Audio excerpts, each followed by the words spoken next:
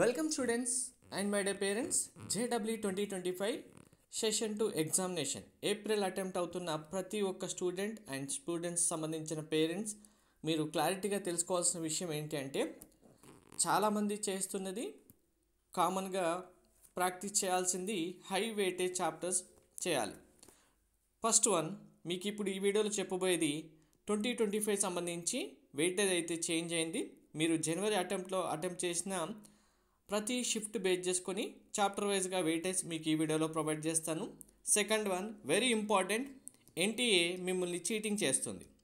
Yes, మీరు కనుక weightage ప్రకారం చదువుకొని వెళ్తాం, మాకు ఫుల్ మార్క్స్ వస్తాయి, లేదు అంటే మేము అనుకున్నాం ఒక 50 మార్క్స్ టార్గెట్ పెట్టుకున్నాం సబ్జెక్ట్లో, మేము ఈ కొన్ని చాప్టర్స్ చదివేసుకుంటాం, మాకు 50 మార్క్స్ వస్తాయని మీరు ఎక్స్పెక్ట్ చేసి వెళ్తే కనుక ఎన్టీఏ మిమ్మల్ని చీట్ చేసినట్టే అవుతుంది. ఇండైరెక్ట్గా మీకు మీరే చీటింగ్ అయినట్టుగా కూడా అవుతుంది. ఎన్టీఏని అనడానికి ఏమీ లేదు. ఎందుకనేది మీకు వీడియో ఎండ్ వరకు చూస్తే క్లారిటీగా అర్థమవుతుంది. ఫస్ట్ వెయిటేజ్, తర్వాత ఈ చీటింగ్ ఏంటి అనేది మీకు క్లారిటీగా ఎక్స్ప్లెయిన్ చేస్తాను. వీడియో స్కిప్ చేయకుండా చూడండి, లైక్ చేసి తప్పకుండా షేర్ చేయండి. కంప్లీట్ అప్డేట్స్ కలిసి చూడడం గైడెన్స్ కోసం ఛానల్ సబ్స్క్రైబ్ చేసుకొని బెల్ బటన్ అయితే ప్రెస్ చేయండి. And one more very important, మీకు కౌన్సిలింగ్ సంబంధించిన కంప్లీట్ గైడెన్స్ మెంటర్షిప్ కావాలంటే డీటెయిల్స్ మీకు ఇక్కడ స్క్రీన్ పైన డిస్క్రిప్షన్లో ఉన్నాయి. వాట్సాప్కి పేమెంట్ చేసిన తర్వాత మీ పేమెంట్ స్క్రీన్ షాట్ పంపిస్తే మీరు ఆటోమేటిక్గా మెంటర్షిప్లో జాయిన్ అవుతారు.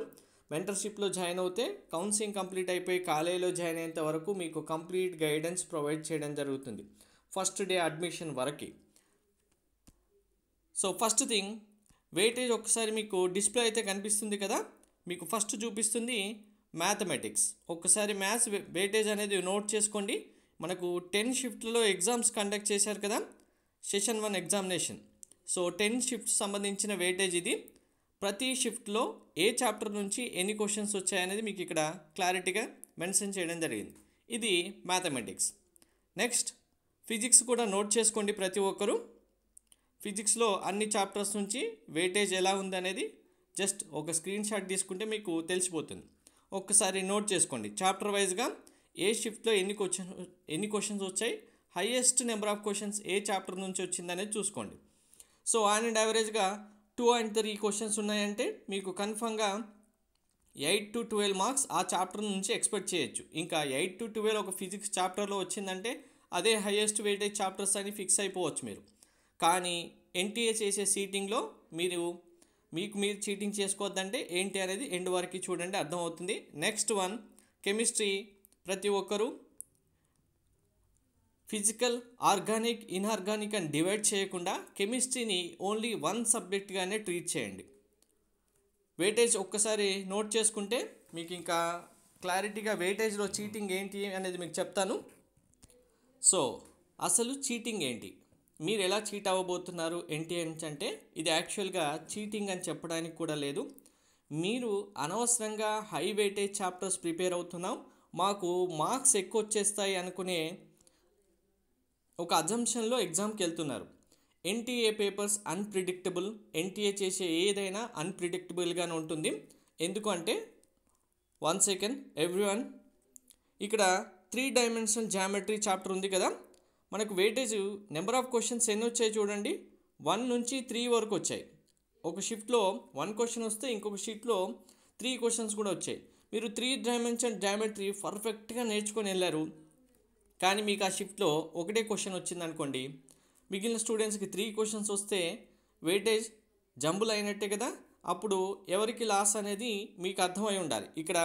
ఇప్పుడు నెంబర్ ఆఫ్ క్వశ్చన్స్ బేస్ చేసుకొని హైయెస్ట్ వెయిటేజ్ చాప్టర్ 3 డైమెన్షనల్ జామెట్రీనే, ఎందుకంటే 19 క్వశ్చన్స్ వచ్చాయి ఓవరాల్గా 10 షిఫ్ట్లో కౌంట్ చేసుకుంటే. కానీ ఈ ఎగ్జామ్ మీరు 23rd రోజు మార్నింగ్ షిఫ్ట్ ఎగ్జామ్ రాసిన స్టూడెంట్ అయితే మీకు వచ్చిన క్వశ్చన్స్ ఓన్లీ 1, ఇక్కడ 1, మిగిలిన స్టూడెంట్స్కి 2, 3 వచ్చాయి. ఇక్కడ 1 or 3 ఏదో ఒకటి వచ్చింది కదా క్వశ్చన్, మాకెందుకు ఇక్కడ చీట్ అవుతుంది అనుకుంటే కనుక come to this chapter. Functions number of questions 14 ఉన్నాయి.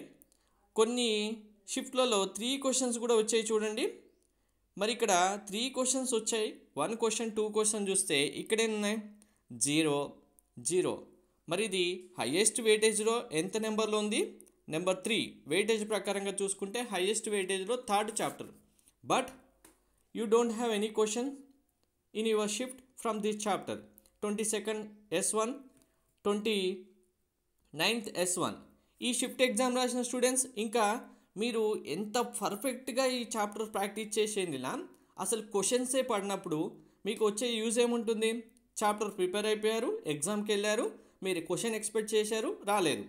మరి ఇప్పుడు ఏమైంది? ఇప్పుడు మీరు లాస్ అయినట్టే కదా? ఎస్, 100% లాస్ అవుతారు. నెక్స్ట్ వన్ ఇంకా చూసుకుంటే కనుక ఎగ్జామ్ రాసిన తర్వాత చాలామంది స్టూడెంట్స్ వెయిటేజ్ విషయానికి వచ్చేసరికి చాప్టర్ వైజ్గా ఇన్ని క్వశ్చన్స్ వచ్చాయి ఈ చాప్టర్స్లో అంటే కనుక కొంతమంది స్టూడెంట్స్ అసలు మాకు చాప్టర్ నుంచి క్వశ్చనే రాలేదని చెప్పుంటారు. మీకు ఆ టైంలో అర్థమై ఉండకపోవచ్చు అసలు క్వశ్చన్ ఎందుకు రాలేదని. ఇక్కడ చూడండి, డిఫినైట్ ఇంటిగ్రేషన్ 0 క్వశ్చన్ రాలేదు. నెక్స్ట్ 0 క్వశ్చనే రాలేదు. 0 0 0. సో ఇండైరెక్ట్గా మీరు ఎంత ప్రిపరేషన్ చేసినా ఆ చాప్టర్ నుంచి క్వశ్చన్ ఆ షిఫ్ట్లో మీకు రాలేదంటే మీరు లాస్ అయినట్టే కదా. కాబట్టి పర్టికులర్గా ఒక చాప్టర్ని ఫిక్స్ అయిపోయి ఇంకా నేను డెఫినెట్ ఇంటిగ్రేషన్ చదివాను కదా నాకు ఒక క్వశ్చన్ గ్యారంటీగా వస్తుందని మాత్రం వెళ్ళకండి. మీరు గ్యారంటీగా వస్తుందని వెళ్ళి అదే మీ 24th షిఫ్ట్ ఎగ్జామ్ అయి ఉంటే 0 క్వశ్చన్స్తో మీరు రిటర్న్ వచ్చేవాళ్ళు, మీరు లాస్ అయినట్టే.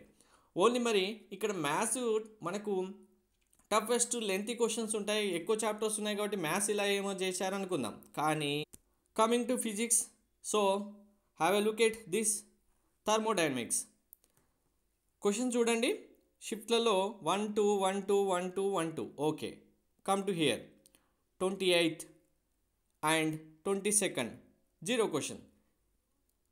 ఇది కూడా హైయెస్ట్ వెయిటేజ్లో నెంబర్ 3rd చాప్టర్. మరి హైయెస్ట్ వెయిటేజ్ చాప్టర్స్ ఒక 10 చదువుకొని వెళ్దాం మేము అనుకున్న వాళ్ళలో మీరుండుంటే మీకు ఎన్ని మార్క్స్ వస్తాయి ఆ చాప్టర్స్ అనేది కన్ఫామ్గా క్యాలిక్యులేట్ చేసుకోవడం ఇంపాసిబుల్ థింగ్. సెషన్ 1లో జరిగిన ఈ డ్రామాటిక్ స్ట్రాటజీ వల్ల చాలామంది స్టూడెంట్స్ వెయిటేజ్ వల్ల ఎన్టీఏ ఇచ్చిన పేపర్స్ వల్ల పర్ఫెక్ట్గా నేర్చుకున్న వాళ్ళైనా అటెంప్ట్ చేయడంలో క్వశ్చనే రానప్పుడు ఏం అటెంప్ట్ చేస్తాం, ఇంకా చేయడానికి ఉండదు. కాబట్టి మీరు బంచ్ ఆఫ్ చాప్టర్స్ని పిక్ చేసుకోండి. ఓన్లీ సింగిల్ చాప్టర్స్ కౌంట్ చేసుకోకుండా మినిమం ఒక 6 చాప్టర్స్ని ఒక బంచ్గా తీసుకొని ఓకే 6 చాప్టర్స్తో మనకు ఇక్కడ నుంచి కౌంట్ చేసుకుంటే ఇన్ని మార్క్స్ ఉన్నాయి అంటే మనకు యావరేజ్గా ఇక్కడ యావరేజ్గా కూడా తీసుకోవడం రాంగ్. మీరు ఎలా తీసుకోవాలి అంటే కనుక ఒకసారి క్లియర్గా చూడండి. ఇప్పుడు మీరు మినిమం ఒక 6 చాప్టర్స్ ఫస్ట్ పిక్ చేసుకున్నారనుకోండి, ఇక్కడ వరకు పిక్ చేశారు, అన్ని సబ్జెక్ట్స్కి ఇలానే చేసుకోండి. చేస్తే ఓవరాల్గా ఇక్కడ వచ్చిన కౌంట్ చూసుకోండి, ఎన్ని మార్క్స్ వస్తున్నాయి. 3 + 2 5 6 + 8. ఓకే, నెక్స్ట్ 2 + 1 5 8 9 12 వచ్చింది. నెక్స్ట్ ఓవరాల్గా ఈ 6 చాప్టర్స్ యొక్క కౌంట్ చూసుకుంటే ఇక్కడ చూడండి మనకు 22nd షిఫ్ట్ 1 ఓన్లీ 8 క్వశ్చన్స్ వచ్చాయి. 28th షిఫ్ట్ 2 ఓన్లీ 6 క్వశ్చన్స్ వచ్చాయి. కానీ ఇక్కడ చూడండి షిఫ్ట్ 2 12 క్వశ్చన్స్ వచ్చాయి. 6 చాప్టర్స్ ఓవరాల్గా కంబైన్డ్గా బంచ్గా తీసుకుంటే. సో మీరు ఎక్స్పెక్ట్ చేయాల్సిన క్వశ్చన్స్ మినిమం ఏదైతే కౌంట్ వస్తుందో దాని నుంచే వెళ్ళండి. ఎందుకు ముందే మనకు లోయెస్ట్ మార్క్స్తో స్టార్ట్ చేస్తే మనకు కావాల్సిన మార్క్స్ ఎన్ని అనేది టార్గెట్కి రీచ్ అవుతే అప్పుడు ఆటోమేటిక్గా ఈ 6 క్వశ్చన్సే వచ్చాయనుకోండి, మినిమం మనం 6 × 4 కౌంట్ చేసుకుంటే ఓకే, మనకు కావాల్సిన చాప్టర్స్ ఇంకా ఎన్ని ఉన్నాయి, ఎన్ని మార్క్స్ యాడ్ చేసుకోవాలనేది యాడ్ చేసుకొని వెళ్తాం.